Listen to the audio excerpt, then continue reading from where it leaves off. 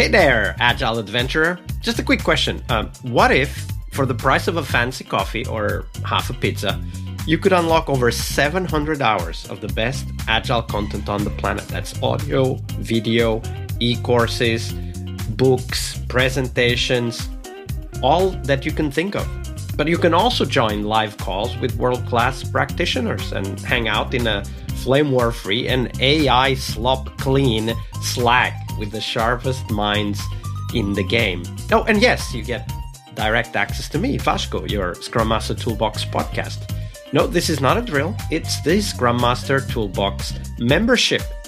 And it's your unfair advantage in the Agile world. So if you want to know more, go check out scrummastertoolbox.org/membership. That's scrummastertoolbox.org/membership. And check out all the goodies we have for you. Do it now. But if you're not doing it now, let's listen to the podcast. Hello, everybody. Welcome to our Friday TGIF episode about product owners, of course, this week with Natalia Curusi. Hey, Natalia. Welcome back. Hello, Vasco. Hello. It's a pleasure to have you and to have this final podcast of the week about such an important role in Scrum, which is the product owner. We'll talk about what great product owners do and how they act in a minute. But first, Natalia, share with us potentially the worst product owner anti-pattern that you've witnessed in your career. That's a funny one. Actually, that was one particular situation that was pretty recently. So I worked with one person that is a great subject matter expert. So that person was a very, very good domain knowledge. So she was very, very knowledgeable in what she was doing. The thing is that the organization decided to adopt agility and to move everybody into that agile space. So that person got assigned the product owner role without her willingness. So she didn't volunteer for being a product owner. That role was just assigned, like a sticky note to her. The fact is that she had another responsibilities as well. So she was like loaded about 80% of her time. She was doing another stuff. And on top of that, she was asked to do like a product ownership for us as well.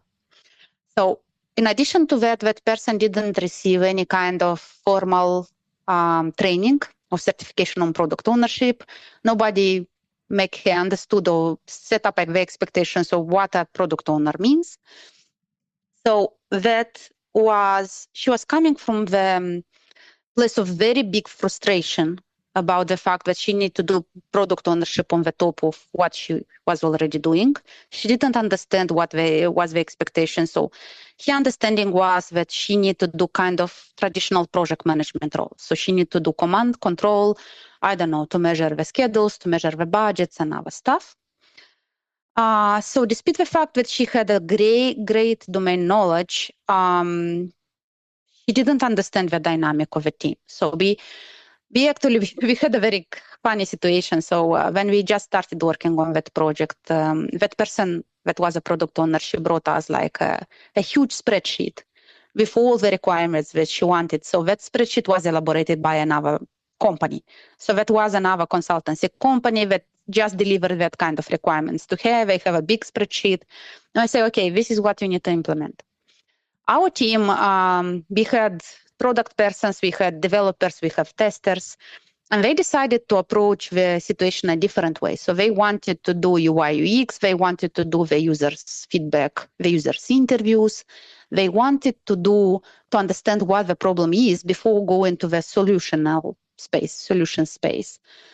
So we did that. The product owner didn't stop us.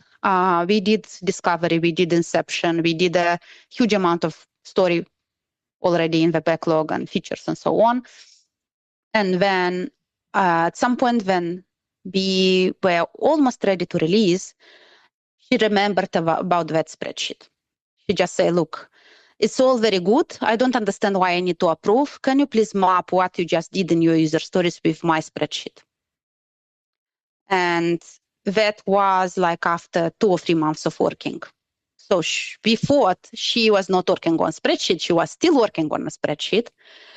So that was not very pleasant situation. So almost what our like team, they were working, the team and the PO were working in completely different directions, in completely different directions, right? So she was trying to map what we are doing in Jira with what she's doing in Spreadsheet. And she was very silent. Like if at some point she told us, look, I'm going to map back into the spreadsheet, maybe B can help her. But the fact is that she was very silent, and that was an explosion after 3 months. They say, look, guys, I really need to map it back to my spreadsheet. We took a weekend off, so our team just sitting and mapping back to her spreadsheet. It seems that it was about, I don't know, 50% of the things mapped. She was not very happy about that because she wanted that we are working just on that spreadsheet. So that was a huge misunderstanding. That was a big miscommunication. And I think that was probably the worst situation that I had with a product owner in all my career. Yeah. So, how did you solve the situation? Because I imagine this might have been very difficult to handle afterwards, right? Like, because they were working, team and PO were working in different directions, missed expectations, confusion. What happened next? Yeah, first of all, for me, it was very, very interesting and strange why she did not communicate back the expectations, because she was participating in all the review sessions in everything. But when we understood that once again, we need to meet the client where he is, and we decided to meet the product owner where she is. So we did what she wanted. Like we mapped back. She was happy about that. In a couple of months, she just left the company, and we had another amazing product owner instead. But she was happy at that moment. So we just did what she asked. We didn't see any kind of value in that, but we did what she asked, and that make so herself basically happy. You decided to kind of manage the relationship instead of creating a conflict. To put the relationship upper. So you see, sometimes you need, as a Scrum Master, as a coach, you need to choose your battles. And that was a battle not to choose. From my point of view, she was so much frustrated that we just, okay, what you need, we need a spreadsheet. We are going to give you a spreadsheet. Yeah, That's absolutely. And that's incredibly important to realize what you just said, right? Like we need to choose our battles. And sometimes it's not a good idea to fight battles that you already know are going to lose. All right, that was a great story, but not all product owners are bad. Some are amazing, incredible. So Natalia, share with us the best product owner you've ever worked with. How did they work? Yeah, that's a great question. Actually, when you ask myself about the best product owner, I remember one person very clearly. That was back in 2010. I was working in one of my first agile teams. We was working on a big learning platform for UK schools. So that person was hired recently. So that was a new product owner, but he was very knowledgeable. He had all the domain knowledge. He had the technical background as well, amazing domain expertise, excellent stakeholder management and communication skills. And one thing that we cannot expect from a product owner, but he had coaching skills as well. So at some point, he started to coach myself. So I was a Scrum Master, and he was starting to coach myself. That was amazing. So I was a junior Scrum Master at that point. So he told me some of the things that I never thought. And that was amazing. So that was a person, I completely understand that we cannot have all the product owners that have both technical background, communication skills, coaching skills, stakeholder management. So that's a very hard kind of blend of skills to find on the market. But that person had them all.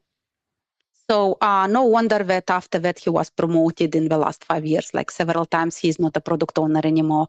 He's kind of general global director of product or something like that, still working on that company. I'm not working with them anymore. But I look at that person and say, okay, this is how a product owner should look like, and have full empowerment and ownership and decision making, and take the risk when he need to take the risk. So he didn't go and ask for the higher management all the time. He have that kind of, he can risk. He can take the courage to risk and to take the decision himself. So I also need to be ownership, honest. Right? Yeah. Like the ability to take ownership. Yes. Yeah. So that was an amazing case. And to be honest, I probably after that, I worked with one or two other product owners that are similar to that, but never like that. Let's say like that.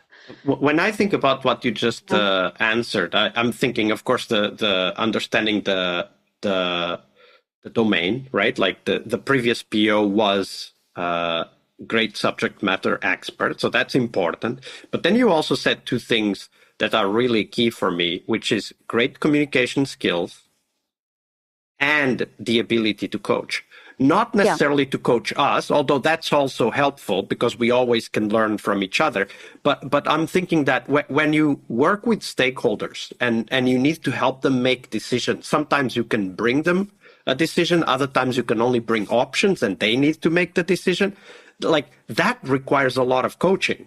Right? Like that requires not only the clarity that comes with great communication skills, but the ability to shepherd decisions, to allow others to bring in their expertise and their knowledge and help make decisions.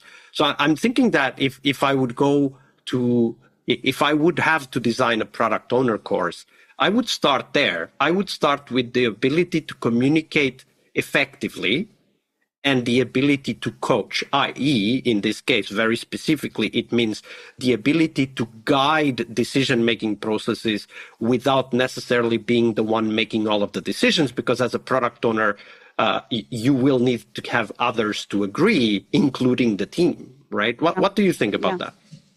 Yeah, I agree. I agree. I think you don't need to be a coach to have a formal role of coach or Scrum Master to have coaching skills. And I think coaching skills is useful for any team members. So for product owner, for developers, even for testers, I think for everybody in the team, I think this is a very, very important stuff. But especially for the product owner, because product owner, as you say, he need to coach the stakeholders. He need to bring them on the same page. So sometimes the Scrum Master can help that, but sometimes the Scrum Master is not participating in the discussions. In this case, product owner will take lead and will coach the stakeholders, will bring them. There are a lot of kind of misleading willingness of the stakeholders. So one want a black button, another one want a white button. So there should be kind of person that will put them together and say, okay, no, we are going to do a red button now. That's an easy one. I'm thinking, for example, sometimes stakeholders have a different business model in mind, which would completely change the direction of the product. And the PO needs to be able to bring those stakeholders together and get a decision, because otherwise it's impossible to go forward. Yeah, that's right. And just imagine that you need to say no to a very powerful person. So you as a product owner, if you see that CTO is going crazy, like you have a crazy idea that is not going to succeed or is not going to bring us value, you need to say no to a very kind of high-level person in a nice way. So that kind of hippo thing that not the highest level person is right all the time. That's a power of product owner, because you need to have courage to say no sometimes when is you could be afraid to say no. Absolutely. That's a great point. We do need to be able, as product owners, we need to be able to talk to people that are way above our heads in terms of power, and we need to still be able to say no. Natalia, it's been a great week filled with insights and great stories. So thank you very much for sharing all of that knowledge with us. But we're almost done with the week. Before we do go, do share with us, where can people find out more about you and the work that you're doing? Okay, so I think it will be very easy to find myself on LinkedIn. So I'm very active on LinkedIn, by the way. I'm very active in the APAC space. So if people are here in APAC, I'm speaking at different conferences here in Australia and in New Zealand. I will speak at the Agile on the Beach conference in March. That will happen in New Zealand. So with my connection, that people that would like to meet myself, I will be happy to see them in New Zealand. For other people that are in Australia or in Brisbane, you can ping me. I will be all the time ready to meet for a coffee, for a drink, for a chat, online or offline. So absolutely. Easy going.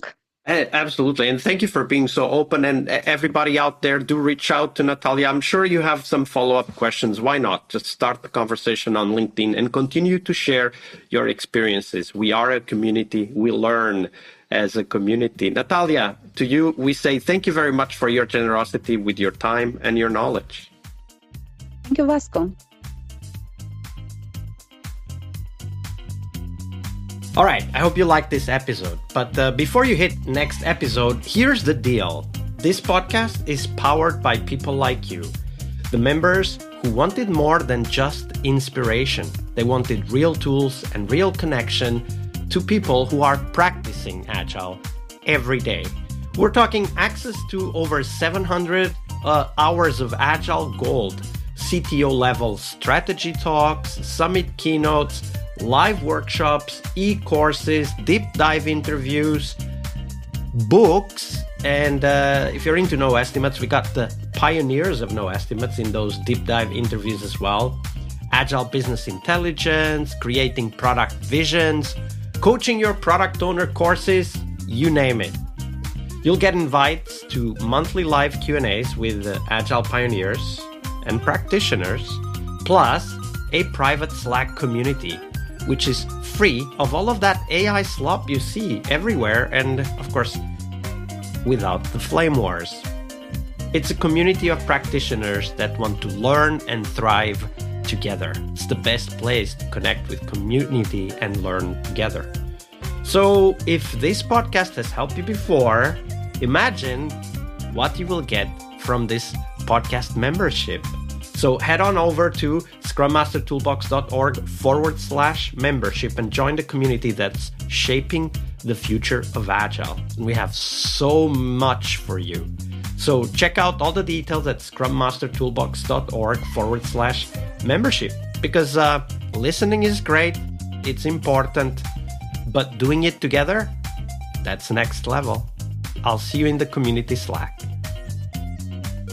We really hope you liked our show. And if you did, why not rate this podcast on Stitcher or iTunes? Share this podcast and let other Scrum Masters know about this valuable resource for their work. Remember that sharing is caring.